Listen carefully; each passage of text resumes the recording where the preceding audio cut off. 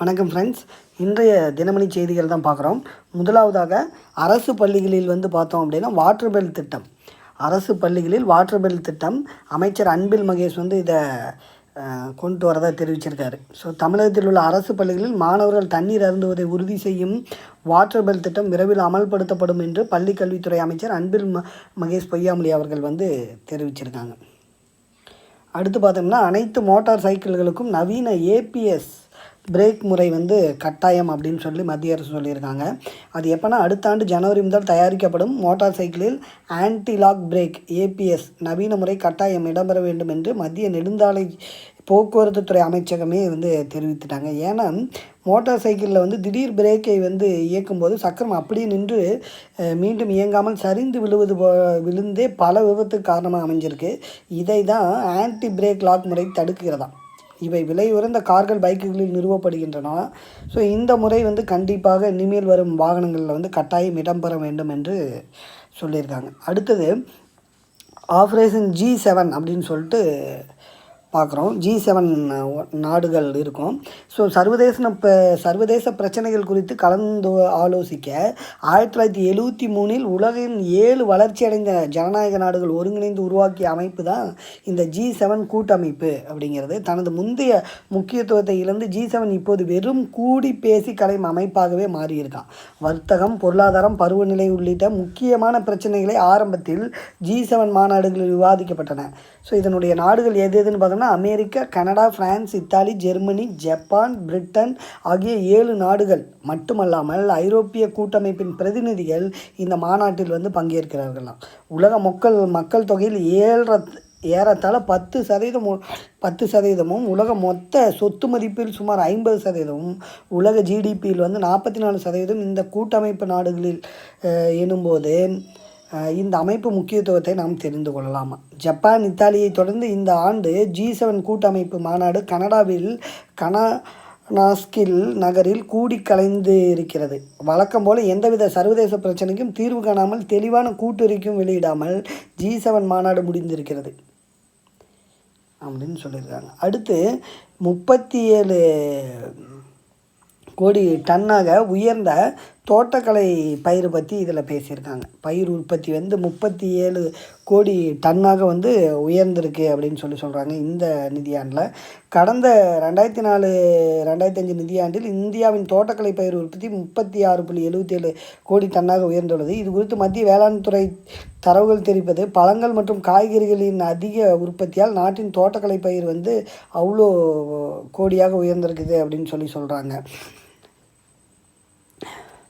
அதுபோக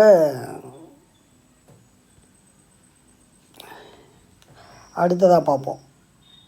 உலகை மாற்றவிருக்கும் நேட்டோவின் முடிவுகள் அப்படின்னு சொல்லி கொடுத்துருக்காங்க. நேட்டோங்கிறது ஒரு அமெரிக்காவால் ஏற்படுத்தப்பட்ட ஒரு அமைப்பு. அதை என்ன பர்பஸ்க்காக அந்த நேட்டோ அமைப்பை பயன்படுத்துகிறாங்கிறது பார்ப்போம். தங்களின் ஒவ்வொரு ஆண்டு மொத்த உள்நாட்டு உற்பத்தியிலும் 5% தொகையை இராணுவத்துக்காக ஒதுக்கீடு செய்ய நேட்டோவோட உறுப்பு நாடுகள் ஒப்புக்கொண்டுள்ளனவா. ஏற்கனவே 2014 ஆண்டில் 2% உள்நாட்டு உற்பத்தியை மட்டுமே இராணுவத்துக்காக ஒப்புக்கொண்டிருந்த அந்த நாடுகள் அதை தற்போது 5% உயர்த்தியுள்ளனவா.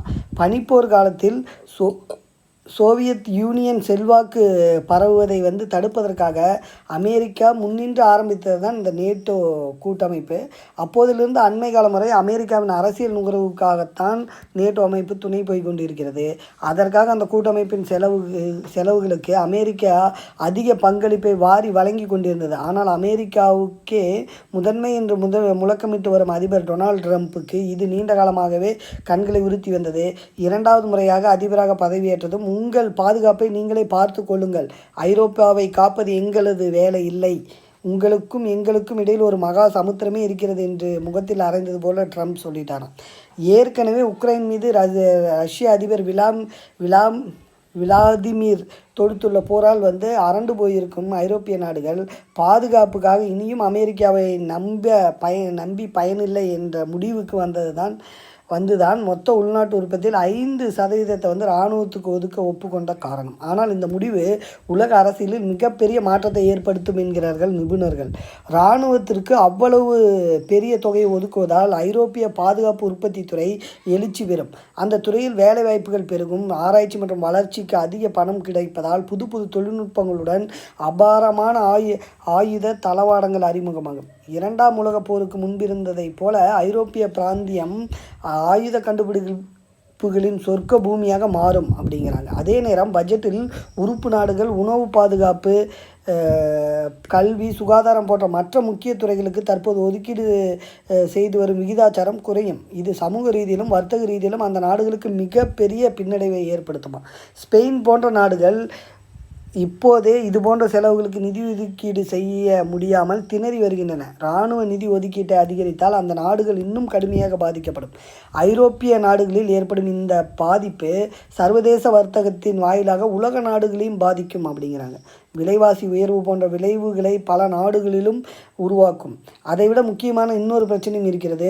நேட்டோவோட உறுப்பு நாடுகளின் இராணுவ பலம் அதிகரிப்பதை பார்த்து கொண்டு ரஷ்யா அமைதியாக இருக்காது. இப்போதே உக்ரைன் போரில் நேட்டோவுக்கு ஈடு கொடுப்பதற்காக இதுவரை இல்லாத அளவுக்கு ஜிடிபியில் 7.2% வரை பாதுகாப்புக்காக அந்த நாடு ஒதுக்கிட்டு வருகிறது. தங்களை சுற்றி நேட்டோ நாடுகளின் வலிமை அதிகரித்தால் அதற்கேற்ப ரஷ்யாவும் தனது வலிமையை பெருக்கிக் கொள்ள முயலும். இது ஆயுத போட்டியவே ஏற்படுத்தும். தற்போது பருவநிலை மாற்றத்தை தடுப்பது, வறுமை ஒழிப்பு, கொடிய நோய்கள் ஒழிப்பு போன்ற பல நல்ல செயல்களுக்கு ஐரோப்பிய நாடுகள் நிதியுதவி அளித்து வருகின்றன. அவற்றின் கவனம் ஆயுத உற்பத்தியின் பக்கம் அதிகமானால் இந்த நிதியுதவிக்கு பங்கம் வரும். அந்த வகையில் நேட்டோவின் இந்த முடிவுக்கு பிறகு எதிர்கால உலகம் இப்பொழுது போல் இருக்குமா என்பது கேள்விக்குரியே அப்படின்னு சொல்லி முடிச்சிருக்காங்க. ஸோ நன்றி, வணக்கம்.